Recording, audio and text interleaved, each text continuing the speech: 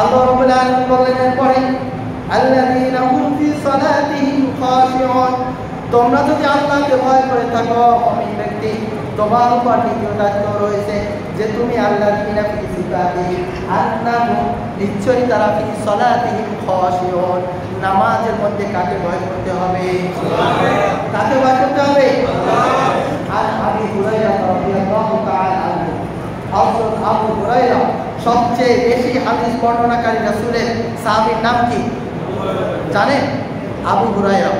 রাসূল সাল্লাল্লাহু আলাইহি ওয়াসাল্লামের সবচেয়ে বেশি যেই হাদিস বর্ণনা করছেন যেই ব্যক্তি, সেই ব্যক্তি হলো আবু হুরায়রা। সে আবু হুরায়রা থেকে বর্ণিত, তিনি বলেছেন রাসূল সাল্লাল্লাহু আলাইহি ওয়াসাল্লাম বলেন আনতা তা'বুদুল্লাহ কা'আন্নাকা তারাহু ফাইন লাম তাকুন তারাহু ফাইন্নাহু ইয়ারাক। আমরা নামাজ পড়তে এসেছি না, আমরা কাতারবন্দি হয়ে দাঁড়িয়ে যাব কার সামনে? কার সামনে? আল্লাহর সামনে দাঁড়িয়ে যাব। এখানে নামাজে দাঁড়িয়ে আমরা অনেক হিসাব বিকাশ, অনেক কাজ বাজ এখানে আমরা সম্পাদন করে দিই, বলি কিনা? নামাজের মধ্যে অনেকে ধরনের চিন্তা চেতনা মাথায় আসে না? আল্লাহর হাবিব বিশ্বনবী হাদিসের মধ্যে বলে দিলেন আনতা আবুদুল্লাহ কা'আন্নাকা তারাহু ফাইন লাম তাকুন তারাহু ফাইন্নাহু ইয়ারাক। হে আমার উম্মতরা শুনে রাখো, তোমার প্রত্যেকটা ইবাদতে যখন তুমি দাঁড়াবে, ইবাদতের মধ্যে তুমি আল্লাহ রাব্বুল আলামিনকে মনে করবে, তুমি স্বয়ং আল্লাহকে দেখতেছো। সুবহানাল্লাহ, কাকে দেখতেছি?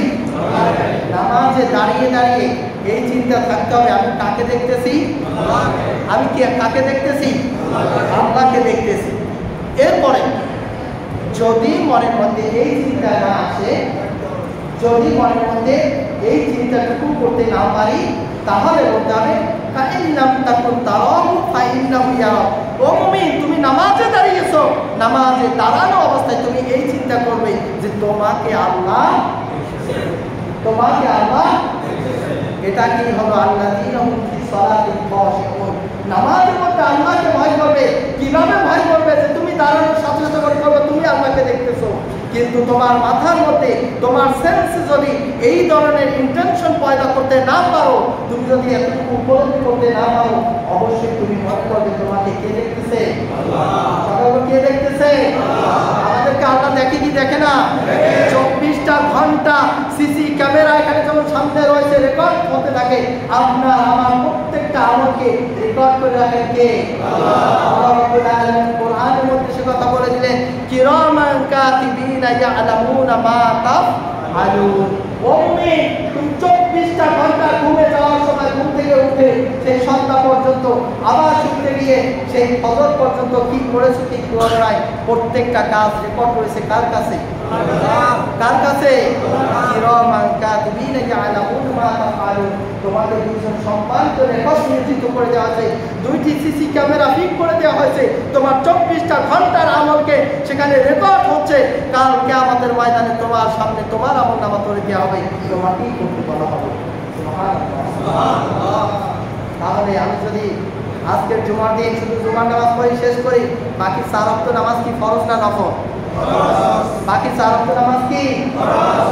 যদি ফরজটা মন থেকে বিশ্বাস করি, কেন আমরা নামাজ পড়ি? কেন নামাজ কায়েম করি না? কেন নামাজে প্রতিষ্ঠা করার জন্য আমরা চেষ্টা করি না?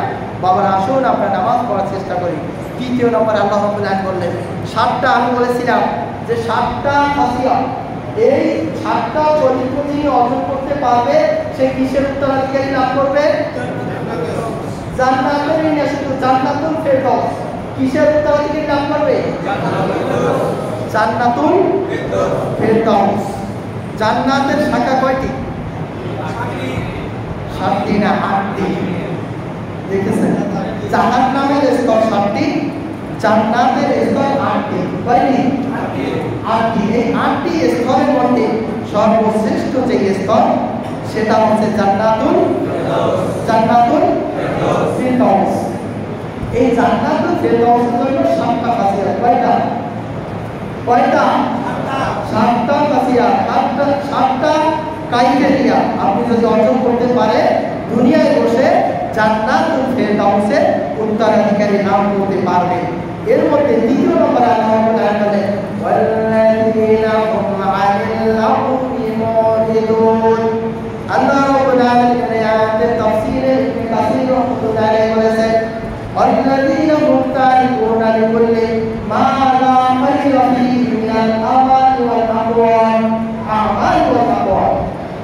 ইবনে কাসির রাহমাতুল্লাহ আলাইহি বলেন এই আয়াতের উদ্দেশ্য হলো মা আল্লাযীনা তারিকুনা, যারা তরক করবে, ছেড়ে দিবে কাম, কথা এবং কাজ। কয়টা ছেড়ে দিতে হবে? কথা এবং লা খায়রা ফিহি, যেই কাজের মধ্যে কোনো লাভ নেই, যেই কাজের মধ্যে লাভ বলতে আমরা দুনিয়াবি লাভ আমরা মনে করি না, কারণ ঘুষ খাইলে তো দুনিয়ার লাভ আছে, আছে না? ঘুষ খেতে গেলে 5 টাকা 10 টাকা বাইর করা যায় না, দুনিয়ার লাভ আছে, ঠিক কিনা? এই খয়রা লাভ বলতে আখেরাতের লাভ। লাভ বলতে বললাম কবরের লাভ। এই কবরে এবং আখেরাতে যে কাজের দ্বারা কোনো লাভ নেই, কবরে এবং আখেরাতে যে কথার দ্বারা কোনো লাভ নেই, এই কথাগুলোকে আল্লাহ তরক করতে বলেছেন, ত্যাগ করতে বলেছেন। সেই কথা বলেছেন আল্লাযীনা হুম আনিল লাগবি মুরিদুন, তারা হলো ওই সকল মুমিন যে মুমিনেরা ওই কথাকে, ওই কাজকে ত্যাগ করবে, যে কথা, যে কাজ, যে অনর্থক কথাবার্তা দ্বারা তার কোনো লাভ হয় না, সেই কথা, সেই কাজ কখনোই করবে না। কিন্তু আমরা আফসোস, অহরহ মাঠে ঘাটে বক্তব্যে, ভাষণে, আলোচনায় অহরহ যেই কথা দ্বারা আমার কোনো লাভ নেই, যেই কথা দ্বারা আমার আমল বিনষ্ট হয়ে যায়, সেই কথাগুলো আমরা বলে থাকি কি থাকি না? বলি না? এই কথাটাকে ত্যাগ করতে পারলে আপনার সংসার থেকে, আপনার এলাকা থেকে, আপনার সমাজ থেকে অনেক অসংস্কৃতি, অনেক অন্যায় বিলুপ্ত হয়ে যেতে বাধ্য, ঠিক কিনা? কারণ হচ্ছে অশ্লীল অন্যায় কথাবার্তার দ্বারা সমাজে বিশৃঙ্খলা তৈরি হয়, ঠিক কিনা? আল্লাহ হাবিব বিশ্বনবী এই জন্য বলেছেন যে ব্যক্তি, আল্লাহ হাবিব বিশ্বনবী বলেছেন বুখারী শরীফের হাদিস, عن سهل بن سعيد رضي الله تعالى عنه، أو سهل بن سعيد رضي الله تعالى عنه বলেছেন عن النبي صلى الله عليه وسلم, তিনি নবী করিম সাল্লাল্লাহু আলাইহি ওয়াসাল্লাম থেকে বর্ণনা করেছেন যে মান আতমানু লি লামা বাইনা লাহইহি ওয়া মা বাইনা রিজলাইহি আতমান লাহু জান্নাহ। সুবহানাল্লাহ, সুবহানাল্লাহ। বিশ্বনবী বলেছেন, বুখারী মুসলিমের হাদিস, মুত্তাফাকুন আলাইহি হাদিসের সাথে, যেই ব্যক্তি আমি মুহাম্মাদের জন্য দুইটি বিষয় হেফাজত করবে। কয়টি? সবাই বলুন, কয়টি বিষয়? কে বলেছে? মহানবী সাল্লাল্লাহু বলেছেন দুইটি বিষয় যে ব্যক্তি হেফাজত করবে আমি মুহাম্মাদের জন্য, আমি তার জন্য জান্নাতের জন্য আমি নিজে জামিনদার হয়ে যাব। সুবহানাল্লাহ। তো মহানবী সাল্লাল্লাহু আলাইহি ওয়াসাল্লাম যদি জান্নাতের ব্যাপারে জামিনদার হয়, এই ব্যক্তি জান্নাতে যাবে যাবে না? আপনার আমার জান্নাতের জন্য রাসূল জামিন হয়। আপনার আমার জান্নাতে যাওয়ার জন্য রাসূল যদি জামিনের সিকিউরিটি নিয়ে থাকে, তাহলে আমাদের কর্তব্য কোথায় হবে? আল্লাহ নবী বলেছেন দুইটি বিষয়। কয়টি বিষয়? মা বাইনা লিহিয়াইহি, লিহিয়াই এই যে দুটি হাড় রয়েছে তার এখান থেকে এটাকে বলে লিহিয়াই। এই দুইটির বিষয়ের মাঝখানে যেটা রয়েছে সেটাকে বলে লিসান, জিহ্বা। এটা কি বলা হয়? মা বাইনা লিহিয়াইহি দ্বারা জিহ্বা উদ্দেশ্য। কি উদ্দেশ্য? জিহ্বা। আর তো আমা বাইনা রিজলাইহি, দুই পায়ের মধ্যবর্তী স্থান, অর্থাৎ লজ্জা স্থান। কোনটা? যুবক ভাইয়েরা শুনে রাখো, যদি এখনো যুবকেরা যারা আমরা রয়েছে ইনশাআল্লাহ, যদি এই জিহ্বাকে আর এই লজ্জা স্থানকে যেই ব্যক্তি হেফাজত করতে পারবে, যেই ব্যক্তি নিশ্চিত গ্যারান্টি দিতে পারবে আমার এই জিহ্বা দ্বারা কোনো খারাপ করিনি, ক্ষতি করিনি, মানুষের সাথে অন্যায় আচরণ করিনি, জিহ্বা দ্বারা কাউকে কষ্ট দেয়নি, এবং পাশাপাশি আমার যে দুই পায়ের মধ্যবর্তী যে জায়গাটা রয়েছে এখান থেকে কোনো অন্যায় কাজ করিনি, তাহলে তার জন্য জান্নাতের জন্য জামিনদার হবেন কে? কে হবে? রাসূলুল্লাহ সাল্লাল্লাহু আলাইহি ওয়াসাল্লাম। তাই সে কথাই তিনি বলেছেন যে তাহলে আমি তোমাদেরকে জান্নাতের গ্যারান্টি দিব, আমি মুহাম্মদ নিজেই তোমাকে এই জান্নাতে পৌঁছে দিব। সুবহানাল্লাহ।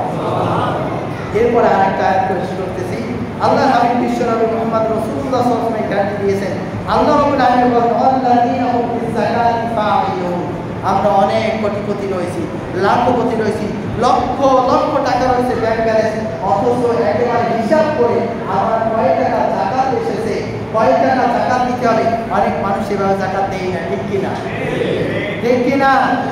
যদি মুসলমানের, বাংলাদেশের মুসলমান মুসলিম হিসাবে সংখ্যাগরিষ্ঠ মুসলিম হিসাবে এই দেশে জাকাতের প্রথা সুন্দরভাবে প্রচলিত হয়ে যায়, তাহলে এই দেশে দারিদ্রতা থাকতে পারে না। লক্ষ লক্ষ কোটি টাকার মালিক হয়ে দেশে বিদেশে পাচার করি, অথচ জাকাত দিতে চাই ঠিক কিনা? জাকাত দিতে চাই না, ঠিক কিনা? আল্লাহ বলে দিয়েছে, যেই ব্যক্তি তিনি জাকাত আদায় করবে, জাকাত আদায় করলে আল্লাহ রাব্বুল আলামিন তারপরে 4 নম্বর শর্তটা পূর্ণ হয়ে যাবে।